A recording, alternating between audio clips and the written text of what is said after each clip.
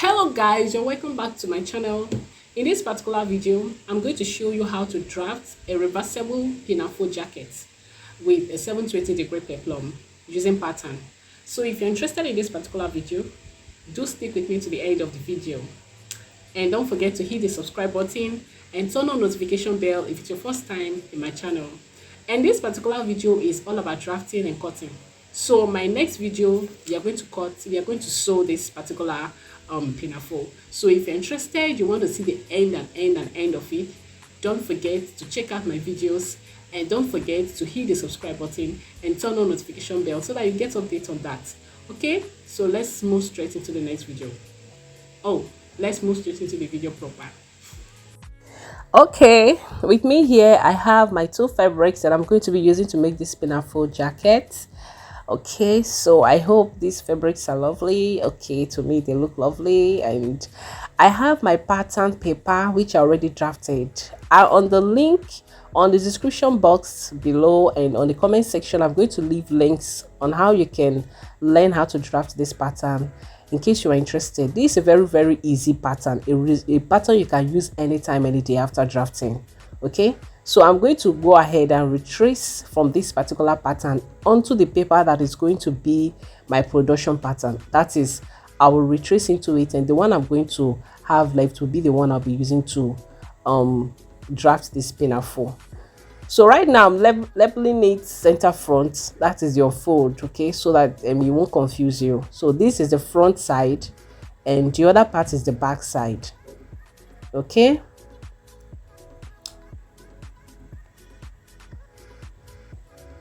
so I'll just go on. You can see already how I've folded the paper into two. So I'll make sure that everything is matching, just perfectly matching point to point. Okay, because the unfold, that is the unfold matching together with the unfold of the other one, so everything matching perfectly. So the first thing to do now is to pin it just as you see me do. And I'm sorry about my hand that keep popping up, blocking some of the views. I believe he didn't block much, that is, it didn't stop you from seeing the actual thing. Sorry about that, I'll take note of that.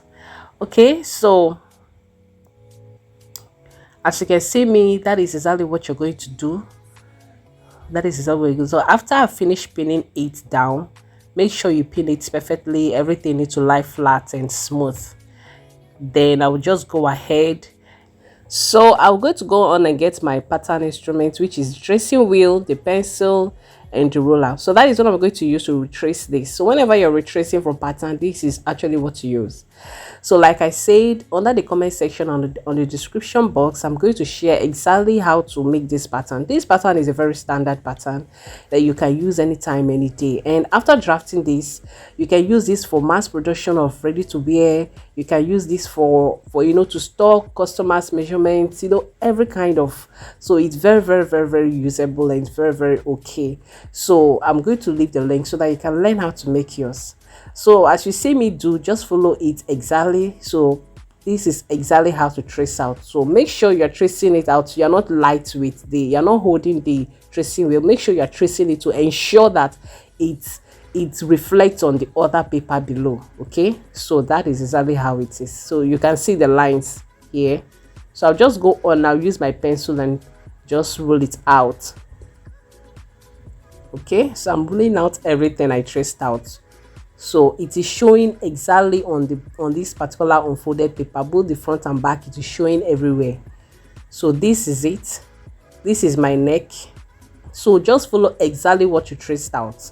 So this is the act of retracing and then getting your production paper. So this becomes your production paper. So this is what I'm going to use to manipulate whatever I want to manipulate, and I can throw it away later.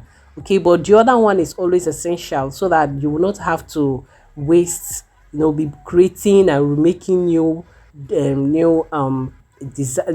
measurements every time you want to make. So I'm going to go on and slash this into two because I'm not going to be using this unfold like this. Okay, so that is being economical. Okay, so economize the paper so that you don't have to just waste paper drafting and then you will use the paper to do everything. Okay, so what I did now to get this is I divided my waist measurement by 8 and then on the shoulder point I moved in by 1.5.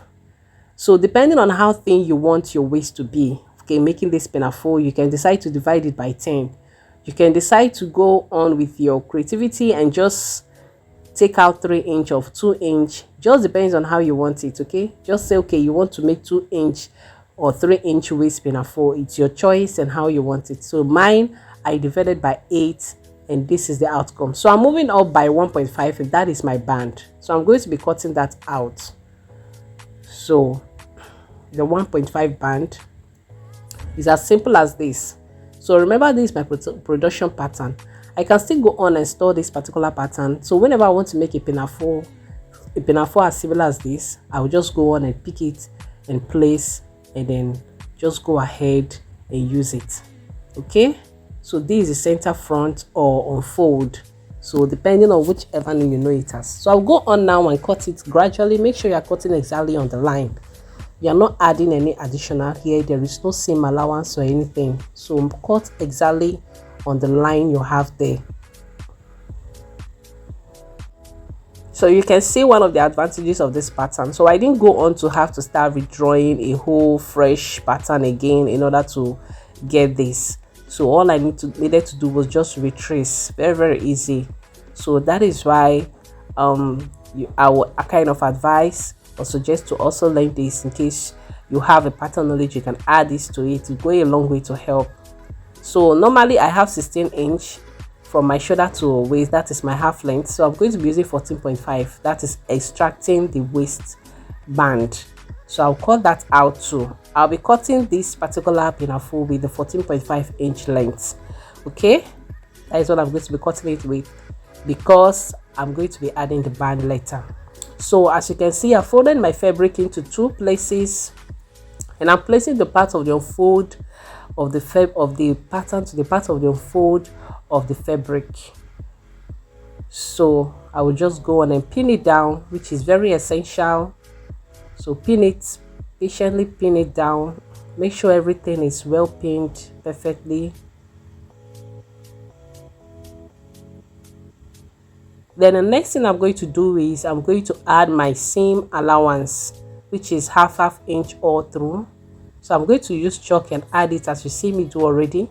So just follow exactly what I'm doing. Even if you don't understand what I'm saying, just follow my actions, and I believe you'll come out nice. So I'll just go on and cut it out. So I'll finish adding it up. So I'll cut it out, and this is it. So this is the front part of my pinafore, the unfolded part. Remember, the pinafore you can be very creative with it. So you can decide you don't want your front to be unfold. You can decide anyhow you want it. Just get creative. But at least with this knowledge, you know how to go about yours, okay, and how to manipulate things on your own, even as a beginner. So this is it. I'm going to notch this middle part because I'm going to be using it later. That is the midway of the waist. As you can see, this is the outcome. And the next thing I did now is to place it on another folded fabric as thin as that. See the way I'm folding the fabric, very manageable, very economically. So what I did on this part is that I added just half inch on the side. Okay, so that is the unfold side. So that side is the seam. That side is the seam that I'm adding for the back side. Remember, the back side is going to be cut into 2. So on the neckline, I'm coming down by 1 inch, sorry, 1.2, 1 to 8, okay, to shaping the neck. That is the back neck, because I'm not going to use the exact neck I used on the front for the back. Okay, so that half inch I added along the way there, that is for the unfold part of this back side, is what is my seam allowance for the back side. So that is what I'm going to be using to join for that back side. So I'll just go on now and cut it. So mind you, everything is already pinned down. So I'm cutting everything perfectly, just as you see me do. Okay, I had to add that half inch there because the front side has an unfold. Okay, there was no any half inch added. So I had to add that one for the back side. So let's say just that is just like where you want to cut a normal blouse. Okay, then you're adding the zip allowance. So that is just like what it is, but this one is not zip, it's just a normal half inch for joining. So I'm making sure I'm cutting this properly because I'm noticing some extra little thing. So I'm cutting it perfectly to make sure there is nothing, because you know this is a reversible, and I don't want a situation whereby when I join this one to the other one, you'll be noticing errors. So I'll go on and slash this particular one into two as you see me do. Just follow exactly what I'm doing. Okay, so I'm slashing it into two because it is going to be open, it's not unfold. All right, so I believe that part is very clear. So this is just how it's going to be. Okay, so the next thing I'm going to go on to do now is to make my peplum. So as I folded my fabric, just fold your own fabric exactly like that. So I'm going to refold it again, so to get it by 4, to get by 4 of this fabric. So I'm going to be cutting a 720 degree peplum for this particular pinafore, and I'm going to take my time to explain it to you as I'm doing already. As you have seen the folded part, the next thing you are going to do is take your waist measurement and divide it by 8. So just divide your waist measurement by 8. So I'm working with 11 here because after doing my divisions, both the radius and the actual length of my blouse, that is the actual length of the downside of the peplum, I got 11. So in order to economize fabric and not just waste fabric, I have to use it that way. So I got 3.5 for mine. So that is after I divided my waist, which is 29 inch divided by 8. So that's what I got. That is 3.625. So I'm making sure that I use that particular 3.625 to make a curve round. So and I'll mark it. So that is exactly what you will do. Use that exact radius you got, that thing, just make a curve round to ensure you are getting the exact measurement of that radius. That whatever you got, if you got 2.5, use it and make a curve. You are not making a straight line with it, you are making a curve. So until you get a perfect curve, then you mark it, then you go ahead and connect it together. Okay, connect it together, connect it with whatever is left of that remaining space. If you measure that remaining space there and it's maybe 2 inch or 1.5, use it and just connect it together. So that way you will get a very accurate 720 degree. Okay, that will not come out too excess or too small. So I believe this part is well understood. So see, I'm going around it again to ensure that I maintain my 3.625. You can see where my hand is. So whatever you get, if you divide the waist by 2, that is what you're going to use. And you know, in this peplum we are not adding any zip. Okay, so just take note of that. So now I'm adding my length, which is 8.5. So from that particular point of the radius, the place I marked, I'm going 8.5.